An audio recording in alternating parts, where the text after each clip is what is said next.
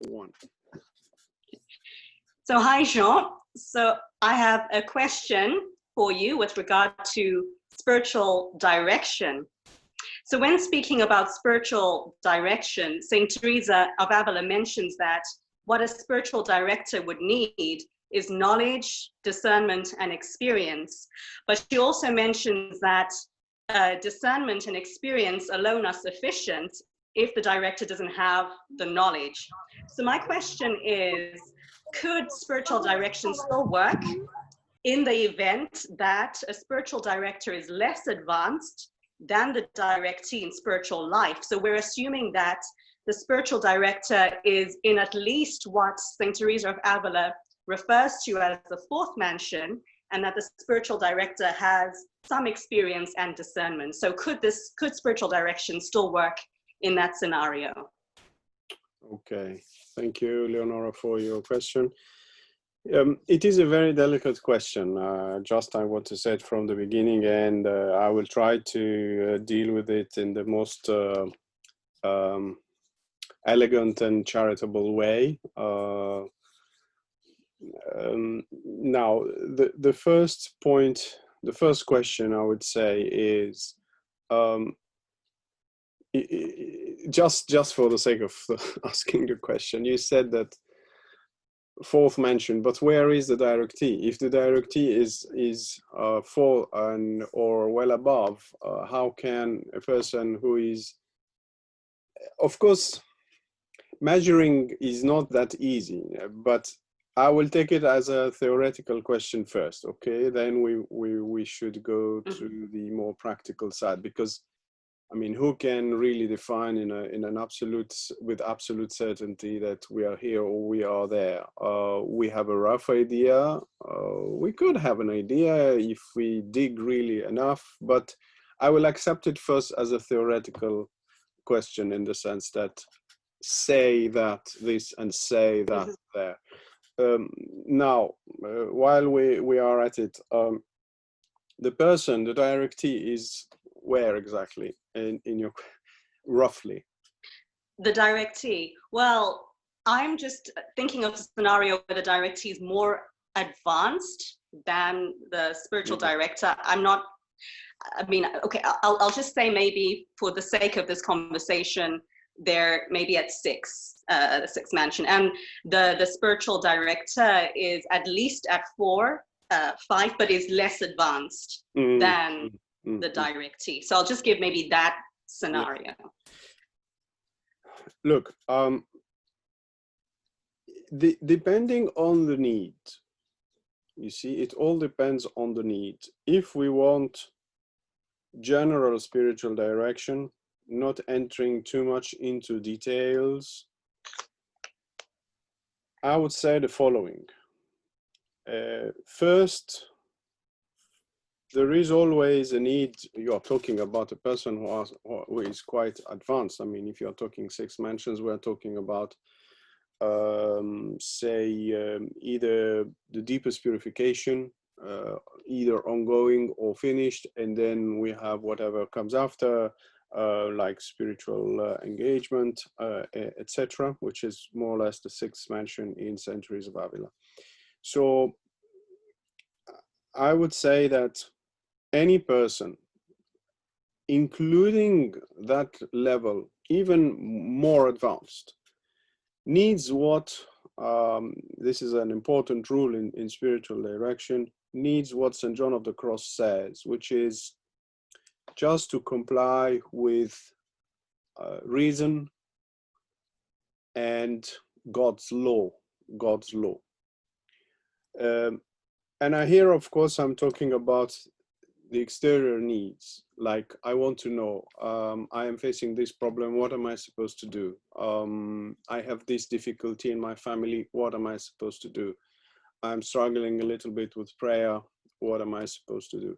You know, these sort of normal questions that one would have in spiritual. I am facing this decision, for instance, what am I supposed to do? And in all these types of questions, what we need is a clear mind So preferably somebody who is well-formed intellectually.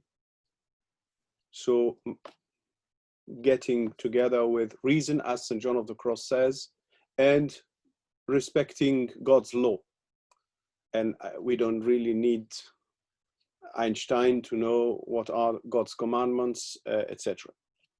So you will say to me, I hear the objection, so what's the point of having a spiritual direction if it is that simple? Well, it is not that simple, because when we are inside of the case, which is ourselves, sometimes we don't see what is objective, what is reasonable, what is visible to many others. Sometimes we don't see it. And hopefully with a bit of experience also, we think that spiritual life will change many things, while in fact our day will always be 24 hours, and the decisions to be made outside, of course, the outer decisions, will always follow more or less the same rules. So if we're talking about this type of direction, which is often the case, of course, definitely any spiritual direction any spiritual director, sorry, would be able to really help. I personally seek always the advice of a spiritual director. I don't seek the quality or the depth or this or that. I just, sometimes you need just that feedback of knowing that what you're doing is right or wrong. Are you more or less in the spirit of the church and in what is supposed to be done? I'm talking for myself. So you see, in this case, we are talking about, I would say, quote unquote, easy things for the spiritual director. Now, if the question, and here we enter now in the inner world, if the question touches directly onto spiritual issues, difficulties, and I have mentioned in this course on St. John of the Cross the very case that made John of the Cross start to write and you find it in the prologue of the Ascent of Mount Carmel, and you find it elsewhere also, which is having people who are growing spiritually but are seen and understood by, I would say, the average knowledge in the church, average spiritual knowledge of the church, which is very low, by the way, as people who are going backward, in the sense that if they don't feel God, and I already explained that, I'm sure you remember that, if you don't feel God, if you have the impression that you are going backward, well then this means that you are really going backward, and there must be something in you that you are not doing. So to fish out, I would say, the fact that, or to discover, or to discern, better said, of course, that there is growth, and this is on the contrary a manifestation of that growth. You need to have that knowledge, and maybe a little bit of experience would help. So I would find it extremely difficult to believe that a person who, as you described the person, no, fourth mention is really a minimum. I mean, how would you enter the seminary if you haven't crossed the fourth mentions? Because what is the fourth mentions? Let me clarify, because people imagine things. I don't know if you have attended any spiritual renewal, any charismatic renewal group. You find people who discovered Jesus in their life, who really are praying and have a prayer life, opening the Bible, listening to God, seeing God in their life, etc. So what we call after the second conversion. But the second conversion is the starting point of a person who has a vocation, has a call. like if you want to become a priest or a nun or religious, or even consecrate yourself as a lay person here and there, you need to have at least something, no? A personal relationship with Jesus, I would feel that's a minimum. How can a priest cope without a personal relationship with Jesus? I would find it difficult, even though I know that some do struggle even at that level because of many reasons, but I still would find it very difficult. So that's the fourth mentions. But remember, the fourth mentions are opened. So they're open to the third, so you can go backwards, you can move on. And the fourth themselves are, I would say, a very loose space in the sense that anything can happen, and the person is not purified yet. We are just in the beginning of the journey. Teresa of Avila, when she starts the fourth mention, she says, this is the beginning of the supernatural. Let me translate it in a more understandable language. It's the beginning of the personal relationship with Jesus, and an intimate relationship, personal, direct action of the Holy Spirit, listening to God, that type of things. This should be very common. So I would expect that the person would be a little bit further, or at least a good fervent priest would be, and I'm saying good and fervent priest, I would say that roughly in the area of the fifth mentions, that should be a minimum. Otherwise, the person would be really suffering a lot, because the person would be really torn between the spiritual world and the world. Right. Now, but be careful here also. It depends on the culture, the spiritual culture of the person. You have people even who I would say that very probably they are very well in the fifth mentions. Think of the union of will described by Teresa of Avila. But the thing is that their vision could be extremely limited, in the sense that they don't know anything else. They are just want to keep the fervor as it is, and they're expecting death in the end of life. So if, God forbid, they fall into a sin, they just immediately readjust, and then they keep that fervor and drive they have. And it's already a fantastic experience, because you feel a certain freedom that you didn't have before, because that's the grace of the fifth mention, which is like having a better control of yourself. Of the higher part would, I would say, control better the lower part, or the reasonable part controls better the bodily side of or the heavier part of the human being. Now, I'm trying now to come back to your question, because I'm going very astray. If the person is advanced and we are addressing deep questions, how the person will have their proper advice, I would find it difficult. It's like, how can a blind man lead a blind man, another blind man? That's the question. It's a completely different world. I mean, there is a complete turning point before and after. That's deep purification. Let me also here try to make it more understandable for all of us. Take Peter before the Passion of the Lord, and take the same Peter after the Passion of the Lord.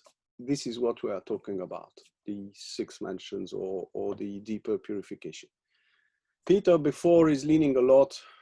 He's following Jesus from already 3 years. He knows a lot about Jesus, but be careful. He knows, and he's not aware that it's still very much done in a human way. When Jesus says, I'm going, Peter panics and says, where are you going? Never, not in a million years. Of course, I'm saying it in a very easy way. No, but that's the meaning in the gospel. No, never. God forbid. Where would you go?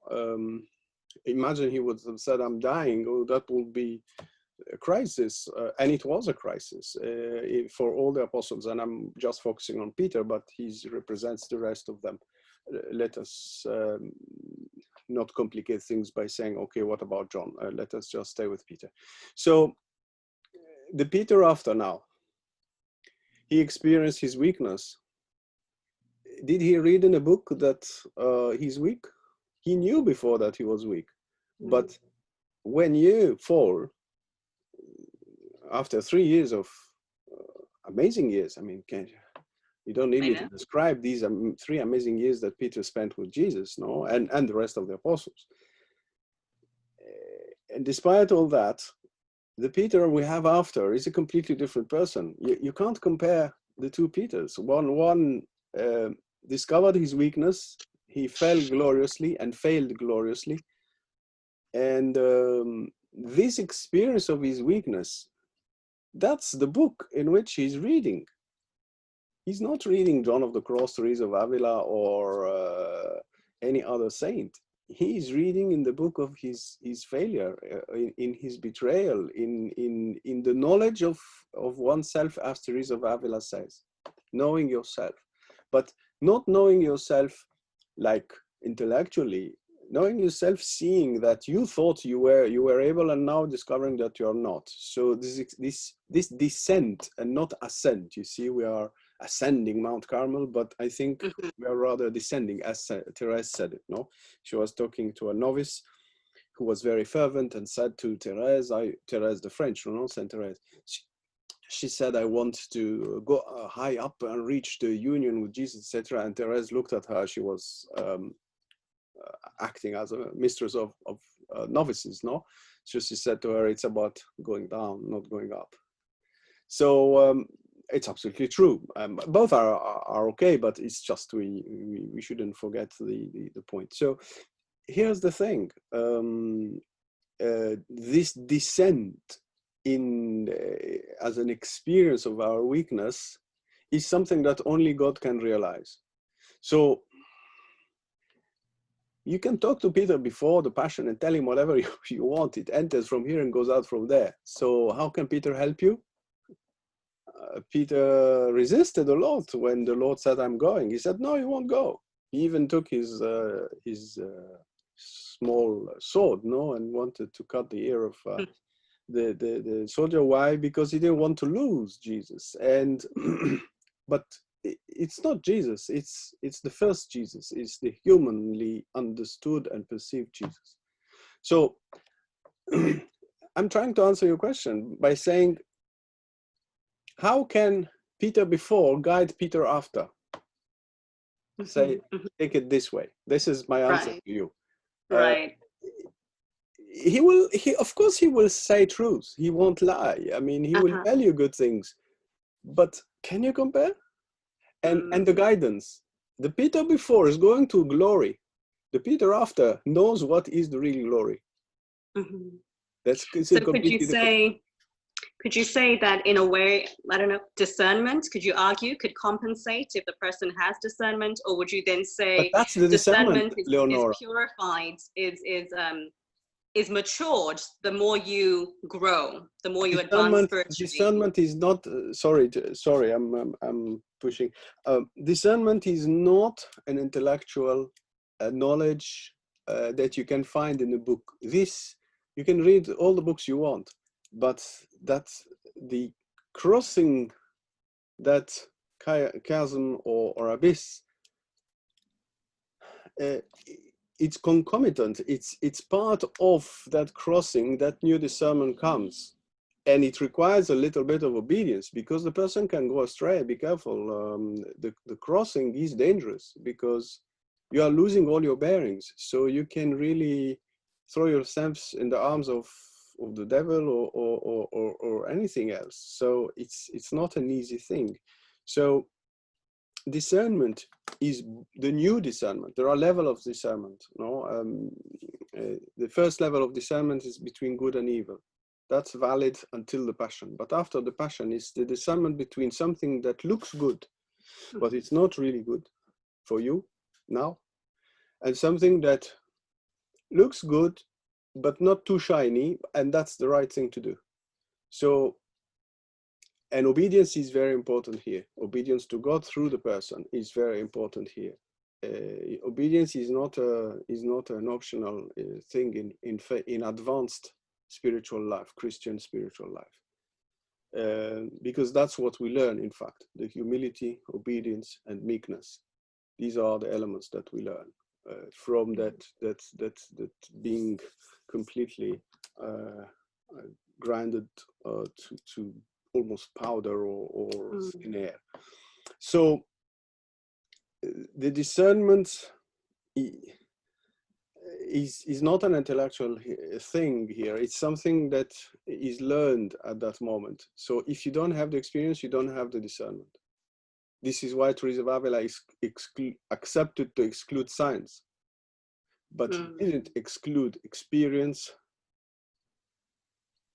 and discernment. Am I wrong? Right. No, I think that makes sense. She said it's very difficult to find a person who is fully learned. Half learned, I met many, she says, and they harmed me a lot, she says. This is her talking in the book of her life. Right. Harmed me a lot because they were half knowledgeable. It's like you know certain things, but you don't know them thoroughly. So they gave her ill advice based on their half knowledge. So she's happy to drop science, but I don't think she's happy to drop experience and discernment.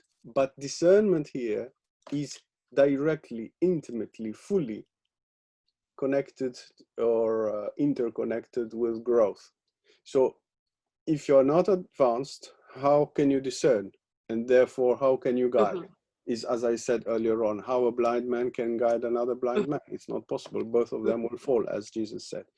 So I would find it difficult. But I keep my first advice still I consider it still valid, which is, what do you seek in spiritual direction?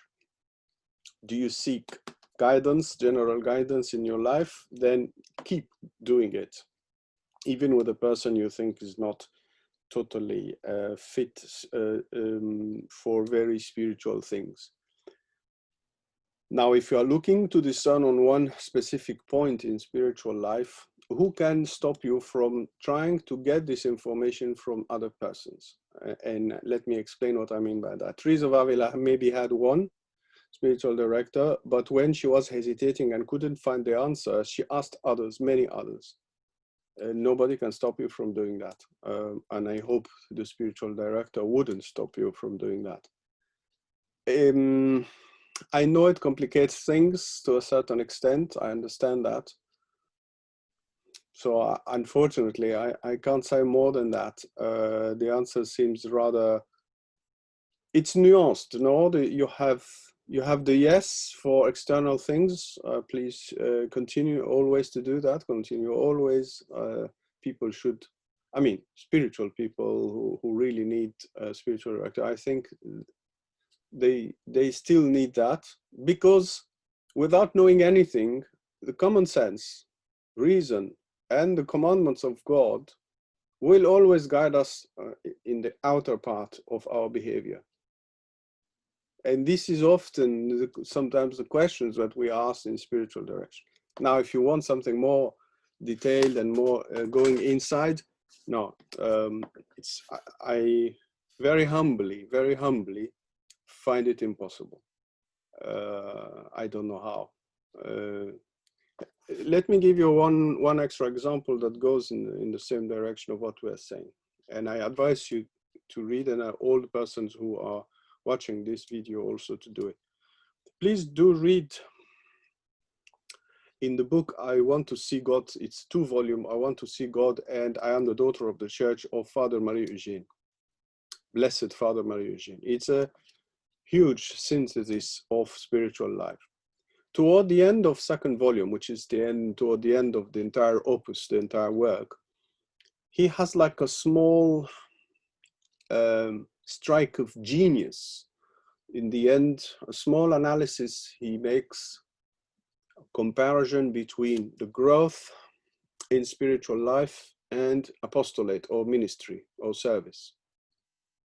So he compares, where are we in, and he follows always Teresa of Avila. So he's, as exactly as you are doing, which is, okay, let us think mansions.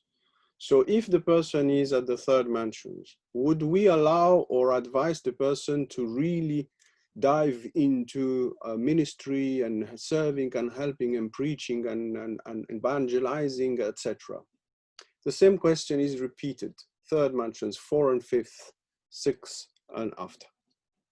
And you would be very surprised to see the wisdom that he delivers in this small treatise.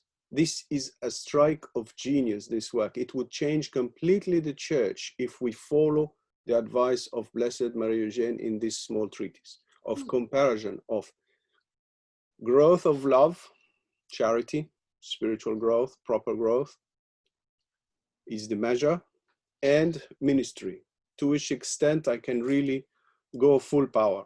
And the advice till including the 5th mentions is prudence. It's like, don't go full power, give a lot of time to prayer and the full priority to your growth, because if you start to lose energy in doing many things, you won't really push yourself like a tree. No, if the tree is not trimmed, it won't continue to grow because the energy is going in lateral branches, low lateral branches, so the tree will not grow. So you have to trim and cut. What is the expression? There is a proper expression. Is it trim? No, there is another. What, prune and prune. So you prune the tree on the lower branches in order to allow the sap to push high above, and that's the thing. So yes, in a way that's from another completely other angle an answer also to your question, which is, it's clear here, it's clearly said, be prudent. If you are in the 4th, 5th mansions, don't just give full power, because what do you know about spiritual life? You give what you have. So of course I'm not talking about the directee now, I'm talking about the director. No, what you want to give to the Lord, well, grow spiritually so you could give a better quality fruits. You see what I'm trying to say? So, but this is Marie Eugène. So I really advise everybody, especially people who are thinking of serving the Lord in a way or another, to read and meditate that small treatise. It's just few pages. I can. What chapter is that, Jean? Immediately now. It's in volume 2. It's I Am the Daughter of the Church, volume 2, and it's toward the end. Just give me a second. Okay. Yeah. It's from page 639. The title is The Apostolate, which is ministry, and the growth of love. The apostolate and growth of love. Then you have, this is big C, capital C. Then you have 1, 2, 3, 4, and 4 has A, B, C, D. So it's from this edition. I don't think there are other editions right now, maybe in the future. It goes from page 639 till beyond 662. Let me tell you exactly. It is 667, you see. So that small treatise, relationship between the apostolate and growth of love, and the advice, the wisdom, he says, be prudent. Don't throw yourself to crazy service. You need to give more time for prayer and spiritual growth. Otherwise, the sap will go to lower branches. The image is mine, is not his, but I don't think he would disagree. So the energy goes too horizontally, and the tree is not going deep. So you're touching on something really important here. Just to clarify, so is he saying that ideally, in order to really dive into more fruitfully into the apostolate, you would ideally want to be in the 6th mansion, or is that correct? Definitely.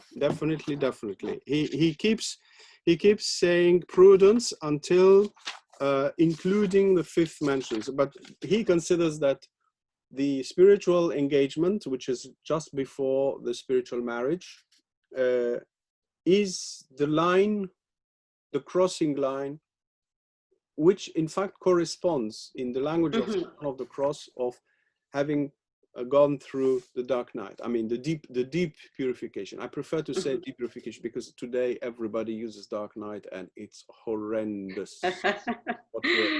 So I prefer to say deep purification. Deep purification. Anything that is difficult today in the world is called dark night.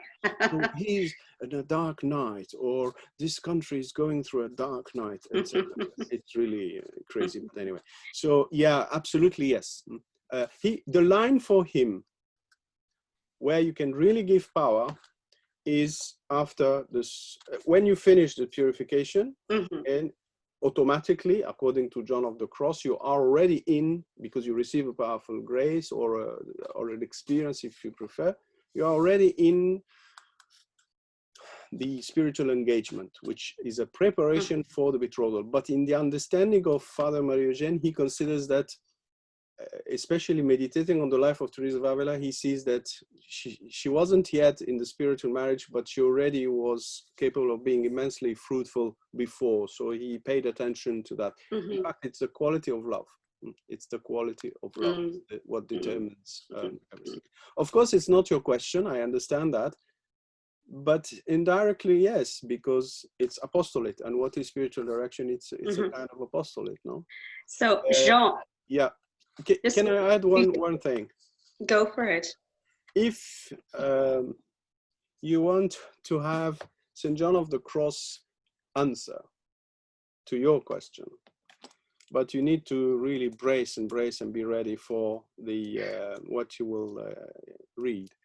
You have 30 pages in the book called Living Flame of Love, dedicated only and specifically to the spiritual director.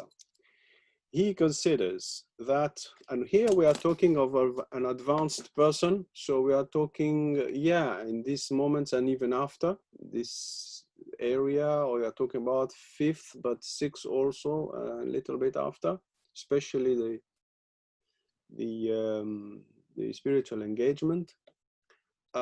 He says that the spiritual director should completely change the way he's guiding the person, because God changed already, so he has to follow what God is doing. And he says this is a turning point in God's behavior and in our response to God. And he says that there are 3 obstacles, but he doesn't say obstacle, he says enemies. There are 3 enemies of the soul, and you'd be very surprised to discover that one of the enemies, and he dedicates 30 pages for that, and the others are just 3 pages, is the spiritual director. I never saw a saint in such a fury, being upset against spiritual directors like St. John of the Cross. So if your heart is strong and your mind is strong, please do read these 30 pages of fire, of bombardment against the spiritual director, because of it all comes from his John of the Cross, his respect to God's work in the soul. And that if the spiritual director doesn't understand God's change and God's new language in the soul, he might ask the soul to do certain things, while in fact, in John of the Cross view and understanding, the person should be more quiet and more passive at this junction. Not passive in a negative way, but passive like receptive, more there, just drinking from God, not making more efforts as it should have been doing before. So yeah, so here, this is a tough answer to a question. The spiritual director is considered as the enemy because of his ignorance, but here you have everything, because discernment and ignorance are in a way walking together. That's it. Wow. Which brings me to the question of just bearing in mind St. John of the Cross's concern and what you have been alluding to in a sense that, okay, I'm just bringing in knowledge into the equation.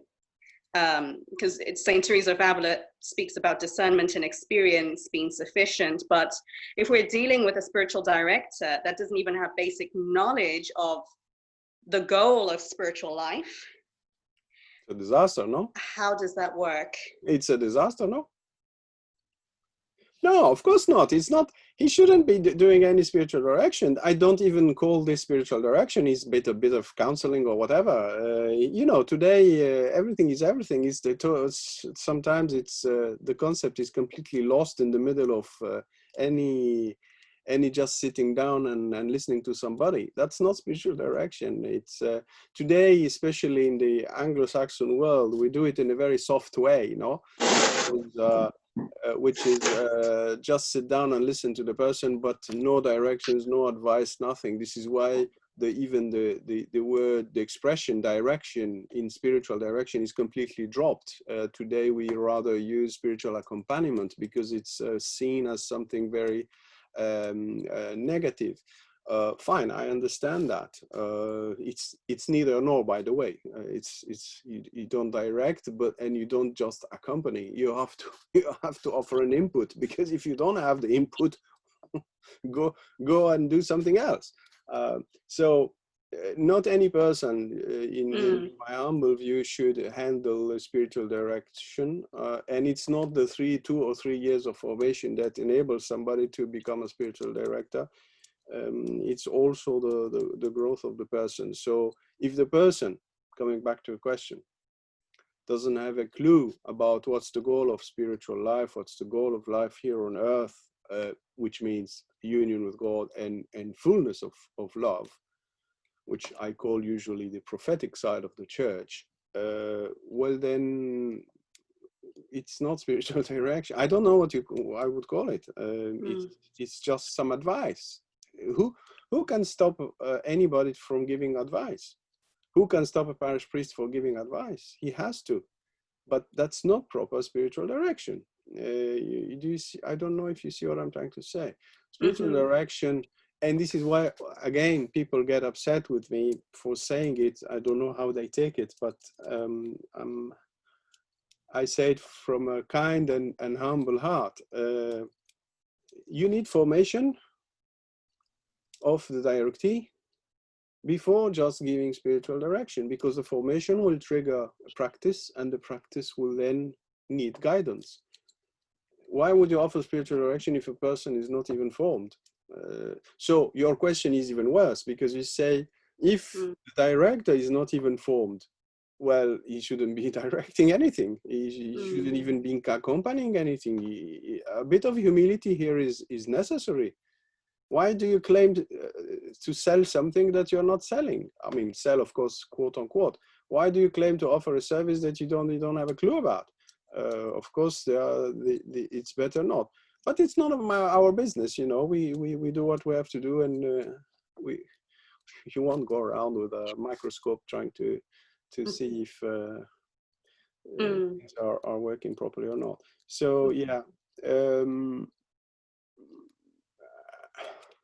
I don't know. I might be too narrow-minded, but this is how I see it. Yeah, go ahead. No, but in terms of what you were saying earlier, that, you know, a spiritual director who is not experiencing spiritual life, I don't know if we even term that person that, but may be helpful in external matters, practical matters. But if a directee finds themselves in that situation, then hopefully they're able to get advice from those who are formed, who are, you know, advanced in the spiritual life. The ancient tradition of spiritual direction says two things at least. On one hand, a person who feels that he or she needs some help and guidance in spiritual life needs to pray a lot in order to find the right person. And this doesn't go against what I said earlier on. If you want exterior things, you can ask the question to any person, any reasonable and wise person, that's fine. But if you're seeking for something deeper, that doesn't work. It cannot work this way. Now, this is one point, which is praying in order to find the right person. But on the other hand, what is spiritual direction according to the Desert Fathers, who are the first ones who practiced spiritual direction? There is a condition for them, as confession has a condition.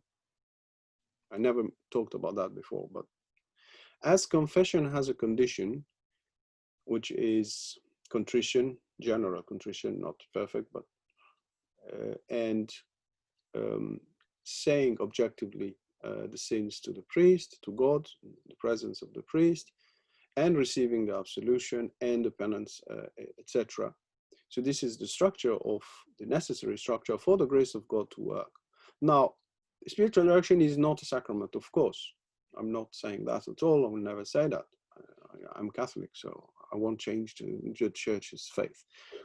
But spiritual direction is also a means, a very powerful means, and saving means. Yeah, sometimes it's the spiritual director saves you because you were taken by thorns, cactus, just there and can't move, and he comes there and then just removes all the thorns and then frees you and allows you to walk and takes even the burden from you and carries your burden. So the spiritual direction, in order for it to allow the grace of God to work, requires from the directee to be totally opened. I dare to say that in the session of spiritual direction, you say more than what you say in confession, because you open everything. Confession is about sins, full stop. Spiritual direction is about your spiritual everything, including your inner thoughts and your spiritual life. The condition, essential condition for spiritual direction in order to work, according to the traditional ancient tradition of the Desert Fathers, is the revelation of your thoughts. It's to reveal your thoughts, which means reveal your temptations. Because your thoughts sometimes are not yours, you are tempted. So you show your weakness, you show the doors that are not solid, etc. So you see the level of humility from the part and trust and quality, on the other hand, in the director. You see various levels, or everybody's going deep. The director and the directee are going very deep and totally open here and saying what is happening. So, because if you go to the doctor and don't reveal your wounds, how can you get healed? How can you get the medicine, the right diagnose? It's not possible. So it's the same thing for spiritual direction. If you're hiding things from the spiritual director purposefully, well, how can he help you? Or he or she can help you.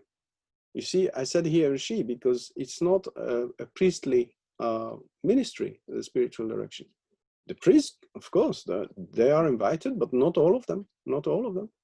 They are invited, and there are lay people who offer spiritual direction, but providing you have all that life behind that, before that. So if the person opens totally, the grace of God can work. But if on the other side, the director doesn't know what to do with this, if he's not a doctor, how can he heal? If he doesn't know the soul, if he doesn't know the weakness of the soul, if he doesn't know the variety, enough, I would say, variety, and continuously work on expanding his horizontally his knowledge of the human being, because there's not two persons equal to each other, and the same person varies. For today is one, presents itself in a form, and tomorrow in another form, and after. And each human being is an immense well, or the invisible part of the iceberg. You see, it's huge. So for the grace of God to work in spiritual direction, you need to reveal. And if you can't understand what is revealed, Better to keep doing what you're doing. Why do you claim to be a carpenter while you don't have the knowledge of carpentry? You see, it's an art, and it's the most difficult art because it's the art of the souls. You see, so yeah, I don't know if I'm helping, by the way. No, you are. No, thank you so much for that, Jean. Thank you so much. And if anything, it shows the importance of formation in spiritual life, the really desperate need for us within the church to really understand spiritual journey and our goal in spiritual life and deeper formation. Yeah. So thank you so much for that, Jean. You're most welcome. Thank you. Leonora. God. Sorry, if you allow me just 1 minute. You said if the director doesn't have any clue about the goal of spiritual life, that's a disaster. This means that he will not be checking that the person is going toward this direction. So what is he doing? What is spiritual direction? What is the session? What is the content? What are the contents of the session? If you're not checking that the person is doing, first you listen to the person, to the spiritual story of the person, and you help the person, because sometimes we don't know how to read our personal story, or you invite the person to read the first session, not all the sessions, the first session, just to know a little bit the person, where to see your bearings inside of the world of this person. Then you sense more or less where the person is. It doesn't have to be absolute precision, but roughly where the person is. Then sense what God right now is trying to make this person do. I'm not talking outer life, I'm talking spiritual life. So I'm talking inside. So what are the immediate right now, the immediate challenges, in order to do them and grow? And then you check if the person is doing. Every time you see the person, you listen. You see, is the person putting this pressure in order to grow, not stress, pressure. There's a difference between falling into stressful spiritual life or putting the correct pressure in order to continue to grow, because we are climbing. It's like climbing or descending. So you check that. So if you have no knowledge of all this, you're just sitting and having a chit chat with the person. Some people call this spiritual direction. Well, I'm speechless. You see? Sorry, so it's not only not knowing where we're going, it's not knowing how to read the person. The spiritual director reads the person. If you don't know how to read, it's like Lectio Divina. You're telling me, can a spiritual director offer spiritual direction if he doesn't know, without naming it, but the mechanism itself of Lectio Divina? The answer is no, because Lectio Divina is reading through the scripture, through the letter. You have the letter, but you meet God through the letter. The spiritual director meets God in the presence of the directee. He tries to listen to God through the person, not, of course, ejecting the person or neglecting the person. Not at all. But these are two persons. You meet two persons when you do the spiritual direction. You meet God, the God of this person, to be more precise, and this person, and they're two together, and you want to listen to both of them. And of course, you cannot drop any of them.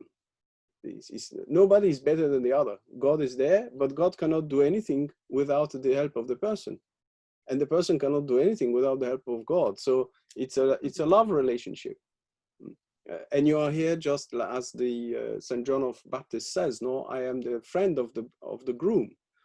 You're not the groom, you're nothing, you're just a friend of the groom, checking if the relationship is functioning, yes or not. So if you don't know what is this relationship, if you don't know the elements of growth of this relationship, so it's not only knowing the end.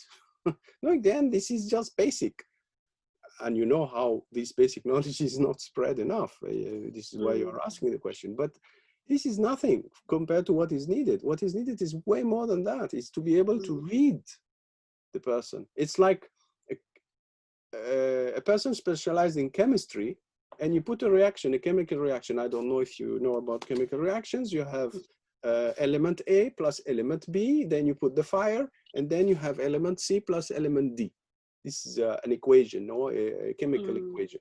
So you have God, A and B, God and the direct T. Then you have the fire of the effort and the Holy Spirit and the effort, the human being. And then you see the result. How much of B, which is the human being, now became COD. So this is what you're measuring. Is there a transformation or not? Is there, instead of B and C, you can put old man and new man. So you're trying to sense if the person, so you're reading. So if you don't know how to read, don't claim that you can read. I mean, read through, no? Read through. And it's not an infused thing. It's not something that falls on your head and suddenly you have a vision and understand. No, it's a conjunction of your experience, of your knowledge, of many other things put together, and then it's a miracle. Spiritual direction is a miracle because it's like Lectio Divina is a miracle. You witness the working of the grace of God. You are here when the person is sitting there, and you are part of the miracle, but it's God essentially who makes it work. But you need to listen a lot. You need to be careful. You need to be attentive. You know, it's like when Origen says, when you receive the body of the Lord, we are on the 3rd century, when you receive the body of the Lord in your hands, don't you take care that no piece, no small particle would fall from your hand? The answer, of course, is yes. He said, well, why then do you drop the word of God, which is the Bible? And here I would say that the same, but applied to God's grace in this person. Why would you drop a little thing? So you have to listen. So it requires a lot of humility, a lot of attention, and we make mistakes. This is certain. We all make mistakes, but we try not to make not too huge mistakes, not too big mistakes, in order not to damage the person. So yeah, so it's an entire world, spiritual direction. Wow. So sorry, I took too much of your time. No, you've covered a lot of important ground that I'm finding beneficial, understanding more about spiritual direction in itself and the need for the spiritual director to be able to read the grace of God and its work in the soul. And so you've just opened up this vast world, really, of the critical importance of a number of things within spiritual direction. So thank you very much for that. You're most welcome. You know that we already had a course on spiritual direction here, and it has been recorded. So you can watch it again. People who are watching us now watching the video, they can ask for this course. It's an introductory course, but it's very useful not for future directors, but it's also and essentially useful for, as you rightly said, it's for us in order to know what it's all about. Yes. Yeah. Yes, indeed. Yeah, I think that'll be a good resource for anyone who wants to dive in more and understand more. So that's great that we have that recorded. Thank you, Jean. So we'll continue to keep you in prayer. Thank you. Thank you. Thank you so much. God bless you. Thank you very much. You too. Just give me a second.